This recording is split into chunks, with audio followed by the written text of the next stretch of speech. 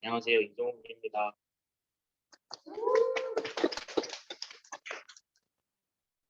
개표에 앞서서 그 그러니까 사업적인 얘기를 하면 우리 9월 달에 스태프 트레이션에서 판토블렌드라는 제품이 새로 나오잖아요.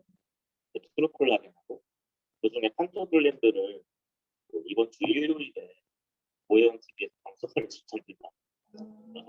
참고해 보시면 좋을 것 같아요. 저는 내일 그거를 발표한 영리더 미팅이었습니다. 그냥 얘기해봤습니다. 별 의미는 없어요. 디톡스에 대해서 발표를 네? 가까이 디톡스에 대해서 발표를 하도록 하겠습니다. 디톡스 뭘까요? 영어로 디톡시피케이션, 플레임입니다. 이렇게 말하고 사는데 여기 영어 선생님들 계시는데 네. 말 그대로 디톡스에서 D자가 이 접두사가 뭘 의미할까요? 뭘 없애다 뭐 이런 의미로 저는 알고 있거든요. 그런데 그 중에서도 여기 제가 뭐 LG 케미토피아 뭐 여기서 따온 것을 갖고 왔는데 이 중에 독이라고 하는 의미, 톡스 원래 정확한 용어는 톡신일 겁니다. 톡신을 이제 둘을 합쳐가지고 디톡스라는 표현을 쓴다. 그리고 독을 아마 영어로 아실 때 포이즌으로 대부분 알고 계실 텐데 독에도 종류가 많아요. 포이즌도 있고 베놈도 있고 여기 나오는 뭐 톡신도 있는데 포이즌은 여러분이 알고 있는 뭐 보거 같은 거 우리가 예를 들어 뭐 만지거나 우리가 직접적으로 뭔가 만졌을 때 우리한테 침투하는 그런 독을 포이즌이라고 해석을 하고요. 베놈 같은 경우는 뱀, 우리가 물렸어. 아니면 뭐 모기 물렸어. 이렇게 해서 들어오는 독을 베놈이라고 해석한답니다. 근데 여기서 나오는 톡신은 모든 독극물을 총칭한다고 해요. 그래서 뭐 제가 지금 이거 글로 장황하게 써놓은 뭐 화학물질이라든지 중금속이라든지 하여튼 뭐 우리 몸에 안 좋은 것들을 전부 톡신이라고 해석할 수 있을 것 같아요. 그 톡신들을 빼내는 작업을 디톡스다라고 보시면 될 것 같습니다. 근데요, 우리 인간이라고 하는 생물체는 참 신기한 게 스스로 자기 스스로 독소를 없앨 수 있는 능력을 가지고 계십니다. 여러분들 모두. 뭐 간이라고 하는 엄청난 기관이 존재하고요. 또 신장도 있죠. 그런 여러 가지 보장육부들이 이런 독소들을 없앨 수 있는 기능들을 다 합니다. 그런데도 우리가 그 이상으로 그 톡신에 노출돼 있기 때문에 문제가 되는 거겠죠. 그래서 이런 노폐물 배출을 하는 기관들이 체내에 존재함에도 불구하고 체내에 쌓이고 있는 화학물질이니 중금속이니 독성 물질들이 많다. 체외로 배출되는 속도보다 쌓이는 속도가 빠른 거 어떻게 되겠습니까? 그냥 몸이 안 좋아지는 거죠, 당연히. 그래서 여기도 제가 써놨지만 고혈압이나 만성 피로, 관절염, 피부질환, 장질환, 비만, 불임, 탈모 등 질병들을 유발을 합니다. 요 독소들을 제거하는 과정이 바로 디톡시케이션이다라고 얘기를 드릴 수가 있겠고, 그래 독이 뭐냐, 어떤 독이 있냐, 그 종류들을 제가 한번 가져와 봤습니다. 체내에 쌓이는 독소는 외독소와 내독소로 구분할 수가 있다고 합니다.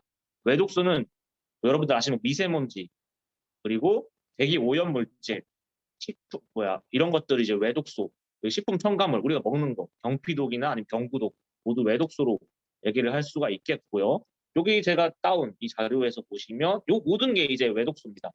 보존료, 뭐 감미료, 화학 조미료, 착색제, 발색제, 팽창제, 산화방지제, 표백제, 살균제, 향신료 이런 게 전부 외독소라고 하고요. 그리고 대표적인 요소로는 식품 첨가물과 화학물질이 있는데 여기 제가 써놨지만 식품 첨가물로 허가된 물질만 화학 첨가물이 431종, 천연 첨가물이 204종, 혼합 섞인 게 7종 해서 모두 600여 종에 달한다고 보건복지부에서 발표했습니다. 여기 있는 것들이 전부 식품 첨가물이 우리가 일단 먹을 수 있는 것들, 그게 먼저 무려 600여 종이 달한다고 하고요. 내독소는 또 어떤 게 있을까요? 내독소는 이제 체내에서 산소나 각종 영양소가 대사되는 과정에 생산되는 뭐 여러분 흔히 알고 계시는 활성산소 아니면 받는 뭐 업무적인 스트레스 이런 것들이 이제 내독소다라고 얘기를 할 수가 있겠죠. 외독소는 그러니까 쉽게 말해서 외부에서 오는 거, 내독소는 내가 만들어내는 거라고 생각하시면 될 것 같습니다. 여기 보면 스트레스 정도 보이시나요? 다들 이렇게 느끼시는지 잘 모르겠네요. 스트레스도 정말 이 현대인의 질병과 아주 밀접한 내독소 중 하나입니다. 자, 그래서 왜 현대인들이 디톡시피케이션이 필요한가를 얘기를 해보면 이렇게 과도한 스트레스, 여기 보이시면 그래프 보이시나요? 잉크루트 설문조사 19년도 자료인데 스트레스성 정신질환, 뭐 우울증이니 화병이니 하는 것들이 직장 생활을 얻은 질환의 1위라고 합니다. 1위. 1위. 2위 뭐 소화기 장애 뭐 이런 것들. 근데 여기서 1위를 주목하셔야겠죠. 얼마나 스트레스가 많으시면 이런 것들을 알고 사실까. 뭐 직장인분들은 안 계시나? 직장 경험해 보신 분들이 잘 아시겠죠. 그리고 불규칙한 생활 습관. 뭐가 있을까요? 불규칙한 수면 습관도 있겠고, 불규칙한 식습관도 있겠고, 뭐 여러 가지가 있겠죠. 그런 것들이 사실 현대인들이 그럴 수밖에 없는 것 같아요. 심지어 이런 불규칙한 습관을 학생 때부터 가지고 살잖아요. 우리 대한민국 고3들 어떻게 생활하는지 너무도 잘 알고 계시니까 그게 썩 좋은 건 아닌 것 같습니다. 그런 환경이 조성됐다고 하는 것 자체가. 근데 그런 불규칙한 생활이 성인이 돼서도 유지가 되다 보니까 얼마나 안 좋은 스트레스에 노출이 돼 있는지를 말 안 해도 아실 거라고 생각이 들고요. 그리고 환경 오염. 뭐, 말해 뭐합니까? 시꺼매요. 그리고 생필품의 유해 화학 물질. 저희 이건 아마 경피독이니 경구독이니 여러분들 공부하시면서 다들 알고 계시는. 저희 이것 때문에 사실 아메이 사업하는 것도 없잖아 있잖아요. 이런 것들을 다른 우리 지인들이 안 겪었으면 하기 때문에. 그리고 잘못된 식습관. 얼마 전이었죠? 이게 저번 달이었나? 그 책이었죠. 저희 그런 거 공부해보셨으니까 더 잘 아실 거라고 생각이 듭니다. 그 잠을 못 자요. 수면 부족. 아까 제가 얘기했던 불규칙한 수면 습관과 좀 일맥상통하는 것 같아요. 뭐 학생들 같은 경우는 뭐 저희 또래도 그렇고 게임하는 사람들, TV, 스마트폰 달고 사시는 분들, 그리고 여기 또 나오는 스트레스나 갑자기 운동을 하신다거나 운동하시는 분들은 야식 먹는 거, 뭐 이런 것들이 수면 자체를 좀 방해하는 요소들이라고 합니다. 담배, 술, 카페인 말할 것도 없고요. 이런 것들이 전부 다 부족한 거. 그 휴식도 부족하나요, 현대인. 이런 이유로 이제 독소들이 쌓이는 겁니다. 과잉되고 우리 스스로 자가 전환 능력이 있음에도 불구하고 과부하가 걸린다. 이게 골자입니다. 그리고 체내 독소가 쌓일 시 유발할 수 있는 질병들을 제가 한번 정리를 해봤습니다. 만성 피로, 만성 피로, 그리고 이런 과민성 장 증후군을 들 수가 있겠는데요. 먼저 만성 피로. 체내 해독 능력을 하는 간 기능이 저하돼요. 여러분 간 때문이야라고 하는 심성 아시죠? 간이 힘들면 우리 힘들어요. 간이 힘들면 안 돼. 그래서 비타민 B군을 먹어야 되는 거예요. 이게 이렇게 연결되는데 체내 독소가 간에 쌓이면 어떻게 될까요? 힘들죠. 간이 이제 해독을 계속해야 되니까. 그리고 혈액순환을 방해하는 담이 생성이 된답니다. 여러분 혹시 담 걸려 뭐 이런 말 쓰시지 않나요? 갑자기 어깨가 귀신이 올라탄 것 마냥 쑤시고 욱신욱신하고 그게 이제 담인데 그런 것들이 이제 만성피로 간이 필요한 거랑 연결이 됩니다. 여러분들 담이 쌓이시는 분들은 그러니까 밀크시스를 드시거나 저희 비타민 B 플러스를 드시면 더 좋을 것 같아요. 그냥 얘기해봤어요. 그리고 과민성 장 증후군입니다. 이거는 저도 아마 앓고 있는 병이지 않을까 그냥 조심스레 생각을 해보는데 무려 이게 지금 여기 자료에서도 나오지만 해마다 150만 명 이상의 진료를 받고 있대요. 이거 15년도 자료니까 아마 지금은 더 늘지 않았을까라고 조심스럽게 추측을 해봅니다. 소화기 질환자 중 10명 중에 무려 3명이 이 친구를 앓고 있대요. 너무 좀 그렇습니다. 과민성 장증후군, 가슴 복통 하시는 분, 앓으시는 분 계시나요?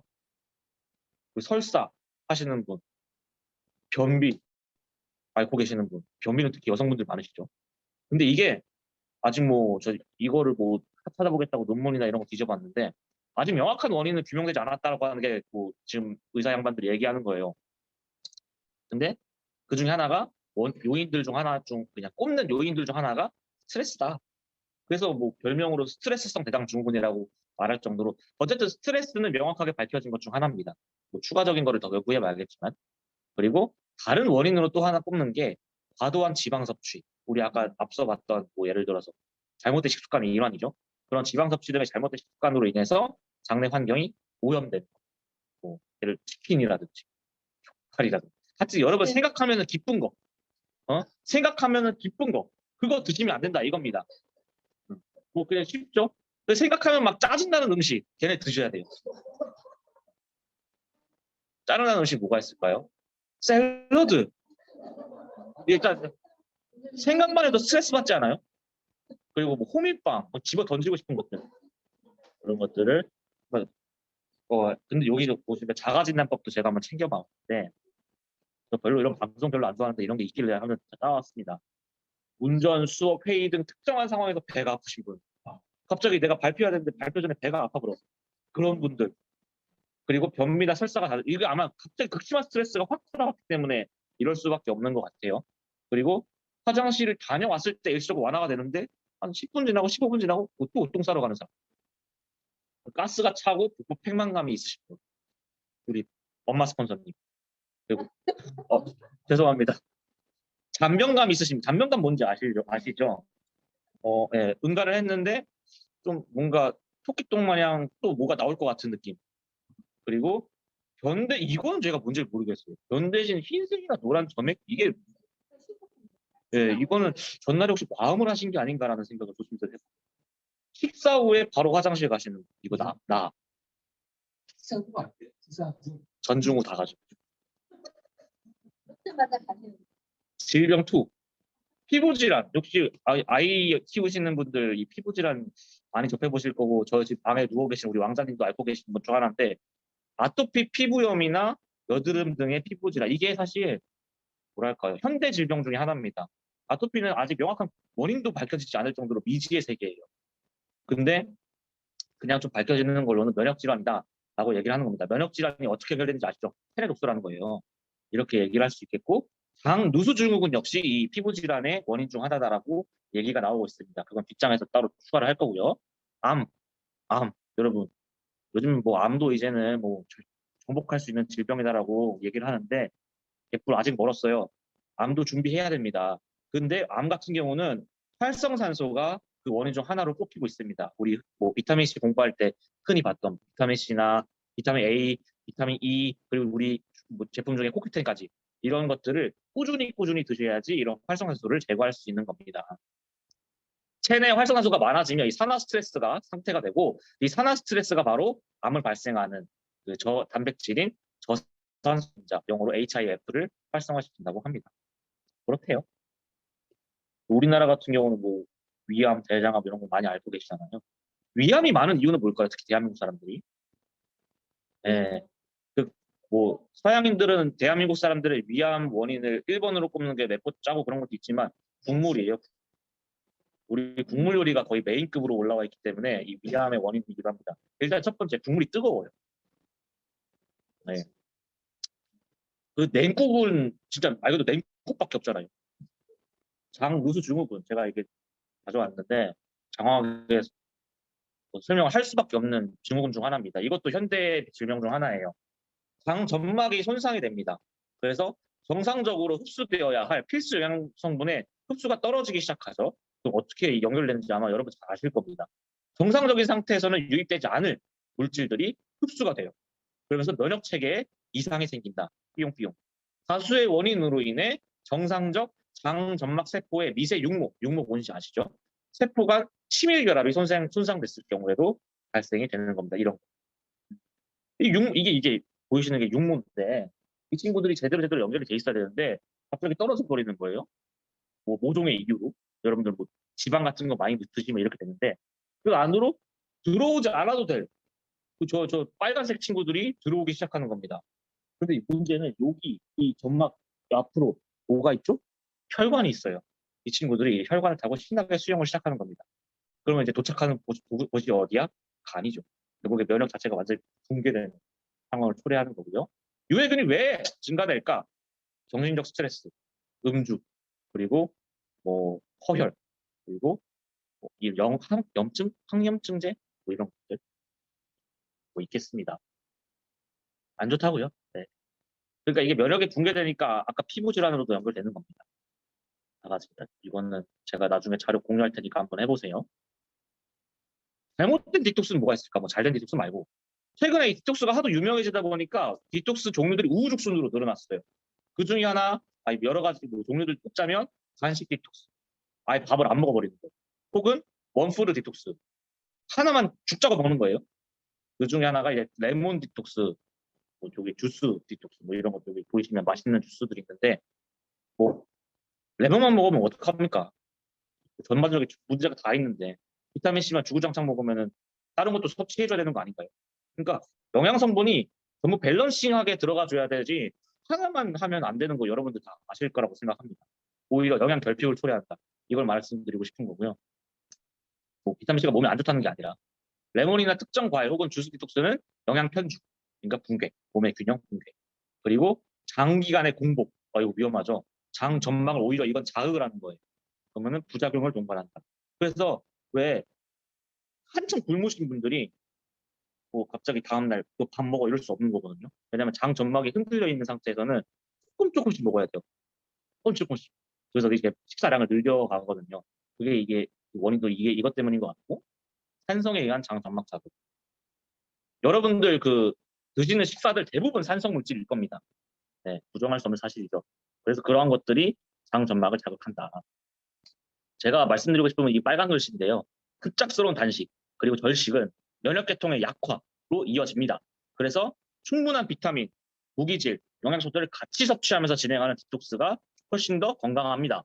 그래서 뭐냐? 이 친구들입니다. 여러분들 자랑스러운 친구, 뭐라 그래, 스쿼드가 보이죠? 더블엑스 종합 비타민 미네랄. 이 친구 뭐 해줄까요? 제가 다 적어놨어요. 해독 작용에 필요한 영양소 공급. 식물 영양소는 간의 해독 기능 도움 주는 거 다 잘 아시죠? 항산화제, 활성산소 제거, 쌀몬 오메가, 독소들 유발하는 염증 반응 자극 항염 작용을 침하는 친구입니다. 파이토프로틴, 간의 2단계 해독 기능에 아미노산을 제공하는 친구죠. 파이버비츠 식이섬유, 장 운동을 거시기 하게 하죠. 배변을 촉진시키고 독소 배출을 세게 해줍니다. 유산균, 제일 중요한 거죠 여기서. 그리고 갈2, 똑같이 항균 작용, 장내 환경 개선하는 친구입니다. 그래서 유산균을 같이 먹으면 좋고 밀크시슬, 간 도움되는. 그리고 B 플러스, 비타민 B, 간 도움되는. 아세룰라 C, 수용성 비타민, 항산화. 지금 계속 얘기하는 게 뭐죠? 간과 항산화예요. 항균, 항산화, 간. 이게 전부 면역계통에 유익을 준다 하는 거를 말씀드리고 싶은 겁니다. 그래서 디톡스에서 가장 중요한 거는 간 해독 작용 강화, 장내 환경 개선, 항산화 작용 이렇게 세 가지로 정리할 수 있겠습니다. 이거 넘어갈게요. 디톡스 종류입니다. 우리 뉴트라이트에서 추구하는 3일 디톡스가 있고 3주 디톡스 이게 기본 프로그램이에요. 3주 이게. 그리고 열흘짜리. 그리고 피부, 2주, 혈액 이렇게 있는데 그중에 일부분만 여러분들한테 소개를 시켜드릴게요. 먼저 가장 기본이 되는 3주짜리를 소개를 시켜드리겠습니다. 제품으로는 이 친구들이 있어요. WX, 세몬 오메가 3, 프로틴, 하이버비츠, 밸런스 리드인, 갈2, 밀크시슬, B 플러스, 아세룰라 C, 코큐텐. 이 친구들이 있습니다. 이 친구도 아까 제가 앞에서 소개시켰던 거예요. 식사는 어떻게 할까요? 조식, 석식, 유동식 및 프로틴 대체식 12시간씩 간헐적인 단식을 한다. 음수, 이스프린 매일 8잔. 음수는 미네랄입니다. 미네랄 여러분. 미네랄. 그리고 운동 매일 운동이 안 따라주면은 뭐 하는 게 의미가 없는 것 같아요. 그래서 운동은 필수적인 것 같고 수면 및 휴식도 가장 중요하고 사실 뭐 먹는 거 뉴트라이트 먹는 거 정말 좋죠. 근데 이 운동과 수면 및 휴식이 안 뒤따라주면은 아마 원하는 결과물을 얻기는 힘들지 않을까라는 생각 조심스럽게 해보고요. 그리고 추가적으로는 이제 5분 명상을 해봐라. 혹은 냉수 샤워, 온수 샤워를 이제 번갈아 가면서 해봐라. 뭐 이런 말도 있더라고요. 보니까 이런 것들 그렇죠. 그다음에 3일짜리 이게 가장 쉽지 않을까? 뭐 3일이니까 짧으니까 한번 도전해 볼 만하지 않을까 싶은데 이게 뭐 가장 어렵다네요. 다이어트 전에야 시작하는 거랍니다. 이게 다이어트를 내가 시작할게 하기 전에 이제 프롤로그식으로 하는 건데 3일을 굶어야 난 이거 뭐래? 3일을 굶어야 하기 때문에 질병 있으신 분은 하지 말라라고 한다고 합니다. 제품은 더블엑스 파이버 파우더, 밸런스 위드 밀크시스 아즈로를 이거 먹고 3일 굶으면 참 너무하네요. 음수 3일 동안 1리터 이하로 물만 아이고 참 4일차 이후부터 물을 다량 음용한다. 왜냐면은 물을 최대한 적게 마셔가지고 장을 폭발시키는 겁니다. 나중에 이제 4일차 때부터 이제 조금씩 음식이 들어갈 때 그리고 식사는 시작 3일로 아침부터 하는 거고 저녁으로는 이제 아디키 이때 3일차에 먹는 아침 식사가 얼마나 달콤할까요? 열흘짜리 생리통 아프시는 분들 그리고 건선 이런 거 앓으시는 분들 효과적이라고 합니다. 그 제품은 당연히 계속 제품에 공통적인 게 계속 나오는 거 보이시나요? 그런 것들을 찾아보시는 것도 여러분 재밌을 것 같고요. 암 환자의 경우에는 이제 여기서 프로틴을 좀 뺀다고 합니다. 그게 이제 암세포의 구성 성분이기도 해서 이때 암을 앓고 계신 분들은 프로틴만 빼고 실행하시면 될 것 같고, 음수는 이때는 최대한 많이 썼지. 다 똑같아요. 일단 많이 먹는 거예요, 음수는. 예. 그 제품 2주짜리. 계속 이 제품 넘어갈게요. 식사 이틀 금식. 어떻게 이틀? 그러니까 아까 3일짜리 하고서 이제 3주로 넘어가는 거죠. 제가 알기로. 그런데 이거는 이제 2주짜리는 이틀 금식하고 이제 본격적인 2주 프로그램 들어가는 거고, 3일째부터는 점심만 일반식으로 먹는다고 합니다. 조식이랑 석식은 대체식 바디키 제품 더 있는 거, 그걸로 드시면 된다고 해요. 넘어갈게요. 결과적으로 제가 말씀드리고자 하는 건 다 이겁니다. 이거. 가장 중요한 건 간 해독 작용 강화, 장내 환경 개선, 항산화 작용, 이거를 추구하는 게 바로 디톡스다라고 정리할 수 있을 것 같습니다. 네, 이상입니다.